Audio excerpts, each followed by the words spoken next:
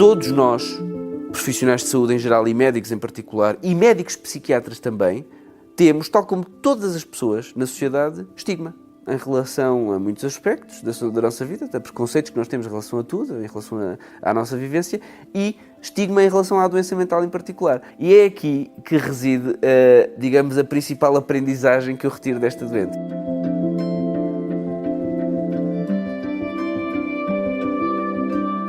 Gustavo Jesus, médico psiquiatra e diretor clínico do PIN. Trabalho há mais de 10 anos nesta área. Quando eu conheci esta doente, eu estava numa fase muito inicial da minha formação como psiquiatra, porque nós, depois do curso de medicina, temos 5 anos de internato em psiquiatria, que é uma parte da formação antes de sermos especialistas em psiquiatria, e eu era interno de psiquiatria e estava a fazer um estágio de internamento psiquiátrico de agudos. E foi nesse contexto que eu a conheci.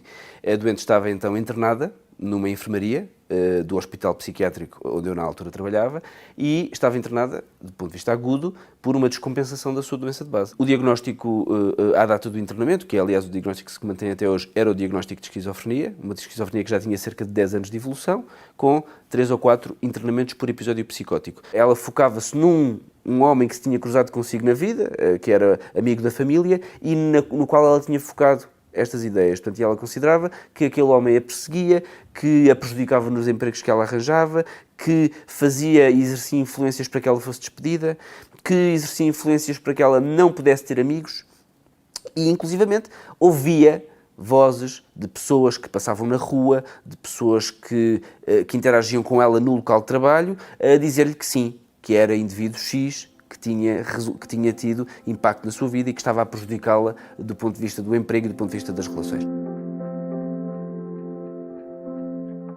Neste internamento eu conhecia e a doente ficou então atribuída a mim. Até aos anos 2000, 2000 e tal, a expectativa do tratamento de uma doença mental grave, nomeadamente de uma esquizofrenia, era diferente do que é hoje em dia. Isto quer dizer que ficou enraizado, mesmo na cultura médica, na cultura psiquiátrica, que algumas doenças, como o caso da esquizofrenia, eram mais difíceis de tratar. E, por vezes, as expectativas no tratamento eram baixas. Ou seja, a ideia era que na esquizofrenia os sintomas psicóticos fossem controlados, a pessoa não estava a ouvir vozes e não estava a dizer disparates, mas pouco mais.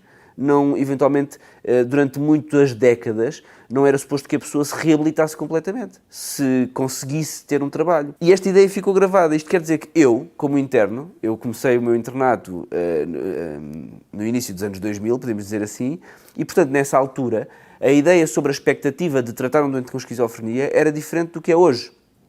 E, por isso, é claro que quando eu recebo uma doente que já tem 4 internamentos, que já tem 10 anos de evolução de doença, a minha própria expectativa não era muito grande, não é? Eu pensava, pronto, eu vou controlar os sintomas psicóticos e a doente vai voltar para casa, eventualmente vai voltar a abandonar a medicação. Também se eu lhe puser medicação mais incisiva, essa medicação pode ter mais efeitos adversos e, portanto, não vamos sair muito disto. E foi aí que residiu o fator diferenciador que esta doente me ensinou. Porque, de facto, e também muito devo ao meu orientador de formação, que aliás posso citar, que é o Dr. Rui Durval, que é ainda hoje médico no Hospital Júlio de Matos, e que sempre me ensinou que cada momento é um momento em que nós devemos investir no tratamento dos doentes. Independentemente das décadas passadas de doença mal estabilizada, cada vez que nós contactamos com o doente é uma nova oportunidade de perceber se ainda podemos fazer alguma coisa por ele. E, portanto, um bocado imbuído deste espírito, eu pensei, é mais uma oportunidade, vamos tentar. Instituí-lhe uma terapêutica que era relativamente recente, que tinha uma possibilidade de uma formulação injetável e a doente teve uma recuperação muito rápida. Mas não foi, e voltou para a sua casa com a sua doença controlada. Mas a minha aprendizagem não se ficou por aí, porque a verdadeira aprendizagem aconteceu nos anos seguintes.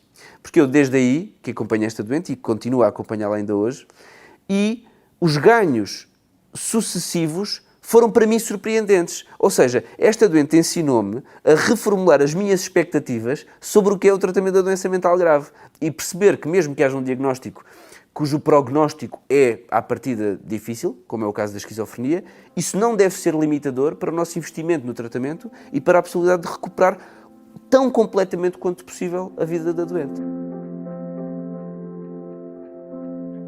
Nos anos seguintes, 2, 3 anos a seguir, a doente tornou-se cada vez mais funcional.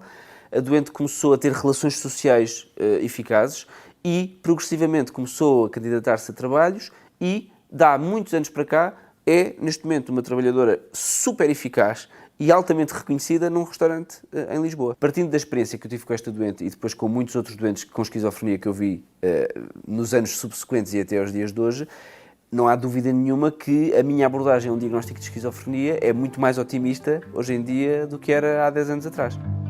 Investir no tratamento de um doente, ou reformular o tratamento, ou tentar novas opções que ainda não foram tentadas, é sempre uma possibilidade de mudar o curso da doença e de transformar uma doença que teve até aqui uma evolução negativa numa doença com melhor prognóstico. O que importa é nunca desistir de fazer novas tentativas no tratamento para mudar a curva do prognóstico da doença e transformá-la numa doença que não está a correr bem, numa doença que tem um prognóstico positivo.